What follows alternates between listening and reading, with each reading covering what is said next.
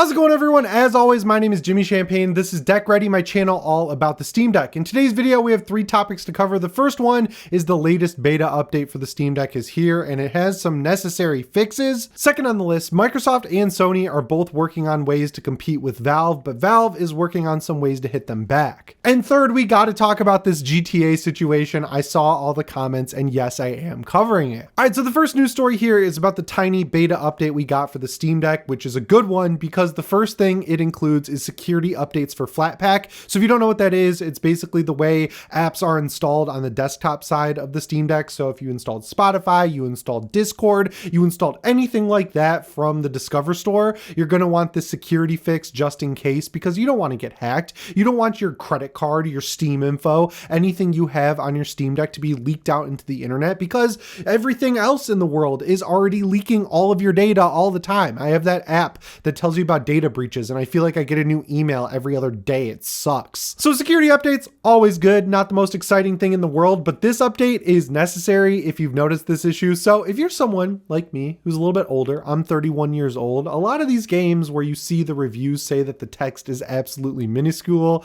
and you go, nah, there's no way, it's too small for me to read, and then you boot the game up and it totally is too small for you to read. Chaos Gate is the latest example of this. Like, I really enjoy playing that game on the Steam Deck. It's a great XCOM ripoff. I don't want to be mean, but like, it is just literally XCOM in the Warhammer world. The text is absolutely minuscule. Like, I'll be laying in bed with the Steam Deck a foot from my face and I gotta lean in close and squint. So I discovered the magnify tool that the Steam Deck has, and it's excellent. But you probably found out if you've used the magnify tool lately that there's a pretty good chance that it'll crash your game, whatever you're playing. So it's good to know that this Steam Deck beta update brings along a fix for that very issue. They are slowly whittling it down. They're knocking off all these small bugs, all these small security fixes. I'm really excited for the next big Steam Deck update. I mean, we've all had it if you've been using the beta for a long time, but once they ship these out the door, they can move on to the next thing, which gets us one step closer, yes, I'm going to mention it, to the full release of SteamOS 3.0. I understand it takes a long time, but they announced it. They announced it with the Steam Deck.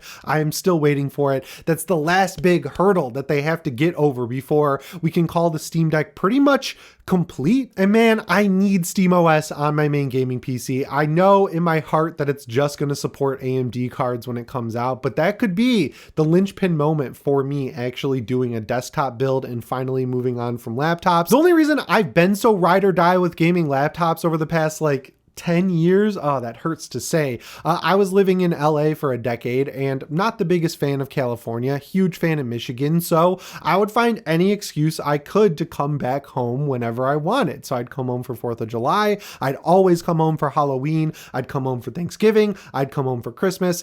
And there was some family stuff that got me coming home in the beginning of the year. So I wanted a PC that I could bring with me. So I got a gaming laptop and I really liked the experience. But now that I have a house and I'm not mobile because I'm in Michigan where I want to be, I could have a gaming desktop rig. And I'm actually kind of thinking about doing it for the end of the year, like something to sink my teeth into over Christmas break, doing a PC build for the first time since 2015. So if they release SteamOS 3.0 and it only supports AMD GPUs, I guess I'll be building a PC with an AMD GPU. I know the performance isn't as good as NVIDIA and you don't get DLSS, but I love SteamOS 3.0 that much. And then whenever they release it for NVIDIA cards, if it is a staggered release, I can think about doing an NVIDIA build and I can go sell some plasma to actually afford it. Anyway, that brings us to the second news story here, which is all about Xbox and Sony bringing the fight to Valve in the next generation, but Valve is priming themselves to fight back. When it comes to Sony, a lot of people were wondering if it was going to be a handheld PS5,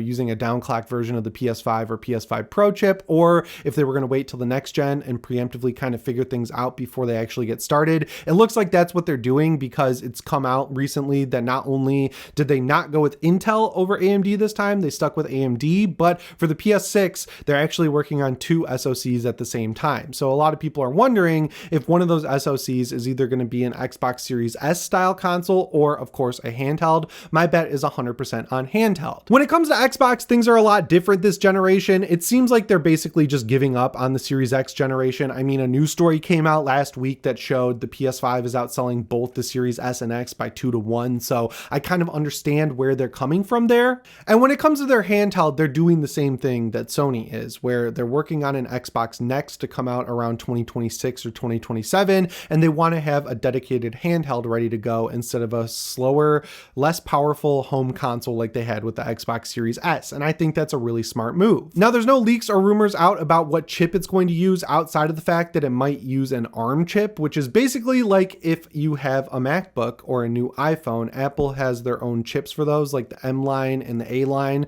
The A line is for the iPhone, the M line is for MacBooks, and they do a really good job at emulating Intel-based apps on MacBooks. Like if you want to use Photoshop or Premiere, you're emulating the Mac version that worked with Intel Macs. You're not actually using a native M line app, and it works really well. Over on the Windows side, things are a little different, but they're pretty similar, where if you're using an ARM chip, there is an emulation layer that Microsoft developed to run x86 apps on ARM. This is so confusing for me, but yeah, it works the same pretty much as like Proton running Windows games on Linux too. So they all have their own emulation layers for Windows or other operating systems, right? So with that in mind, what Xbox seems like they're trying to do with their handheld is be a big competitor to Valve in the sense that they're fighting back against the last generation, really. So in the PS4 generation, a lot of people spent their money and time building up libraries on their PC with Steam or on their PS4 with the PlayStation Store. And Xbox kind of was put at a big disadvantage this generation because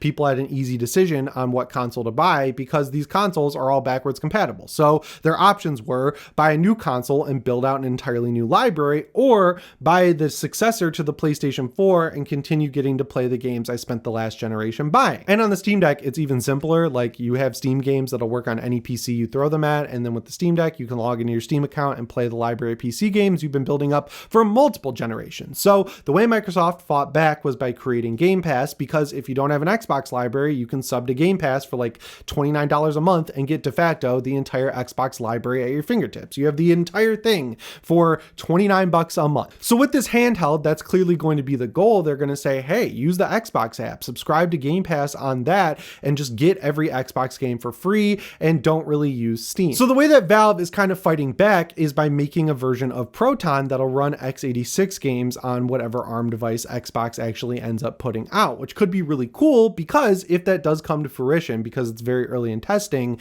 that would not only work on the Xbox handheld, it would also work on the next Xbox. So you wouldn't have to subscribe to Game Pass for $29 a month, and any game that you owned on Steam, you'd theoretically be able to play on this Xbox device, just like you can on your Steam Deck, which is awesome. And if you're kind of dubious that Xbox is kind of worried about Valve and their strong-armed grip over the entire PC ecosystem, I mean, just look at Xbox games on the Steam Deck. There literally is no way to natively run Xbox Game Pass games on the Steam Deck unless you're using Windows or you're streaming them from the cloud, and no one really wants to do that, or at least I don't personally. And then on top of that, when you play Xbox games like Starfield or Forza Horizon 5, you don't get cross-save with your Xbox console. You have to play on the Xbox PC app version of the game to get cross-save with your console, but if you buy those games for full price on Steam, your saves are locked to Steam, so you can transfer them between your Steam Deck and your main gaming PC, but you can't play the same Forza Horizon 5 save on your Xbox that you can on your PC,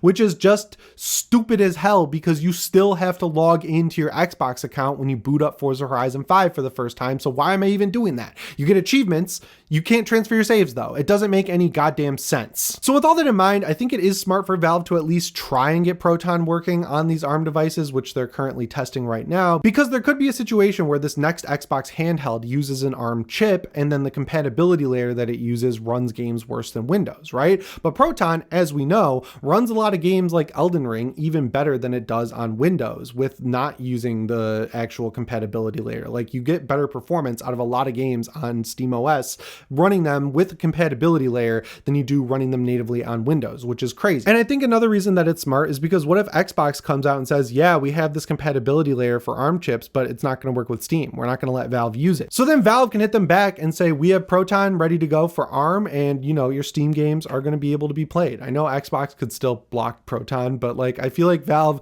still needs to be a little bit smart and savvy about getting things ready to go, even if they're never going to fully launch these features. So yeah, I think handhelds are going to continue to keep getting interesting, especially with console makers like Nintendo putting out the Switch 2, Xbox working on their own handheld, Sony working on their own handheld, and that's good because real competition for the Steam Deck will just result in a better Steam Deck down the line. And that brings us to the third news story in today's video, which is the oft requested in my comments story about GTA being busted on the Steam Deck, and it really sucks. So if you look at the top 20 games for like the entirety of the Steam Deck being out, the GTA 5 is always in the top 20, no matter what. It's either in the top 10 or at least the top 20, and people are always playing GTA 5 on their Steam Deck. And it turns out that Rockstar just pushed out an update for the game that added in BattlEye anti-cheat, and it broke GTA Online for a lot of people. To be fair to them, I guess you can still play the single player mode in GTA 5, but that game came out in 2013. I personally have played the single player mode like 3 times. I'm sick of it.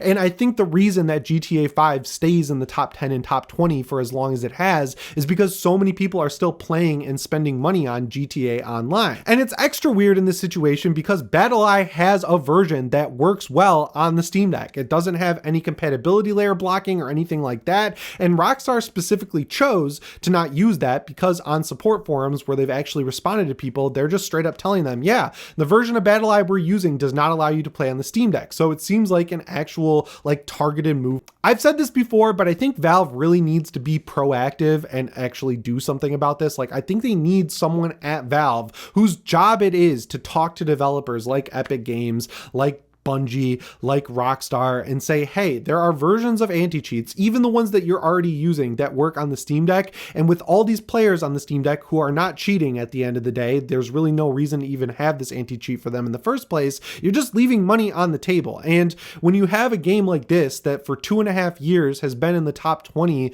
of the most played games on Steam Deck, I think Valve kind of owes it to us to do a little bit of legwork to talk to these developers and say, hey, a lot of people were playing this game on the deck and they've been enjoying it, and you're really just shitting on them for no reason at this point, which is dumb. It really feels like 1 step forward, 2 steps back, because we have situations like Dragon Age the Veilguard, which is a game I personally am not excited for at all, but they're making it verified for Steam Deck on launch, which I think is great. They're making sure it'll run on a big range of PC hardware, whether you've got like a 10-year-old graphics card or a brand new graphics card, and you know, they don't have you use the EA launcher with it. If you're playing it on Steam, you don't need to have the EA launcher, which provides the biggest issue when it comes to playing games on the Steam Deck, because you need an online connection to launch those games, and there's just no need for a double protection layer, right? Like Valve and Steam already have a protection layer to protect you from pirating games, or to protect the developers from you pirating games, to be more specific. So it's just completely unnecessary to have an always online DRM layer like EA's Origin app or whatever they call it now,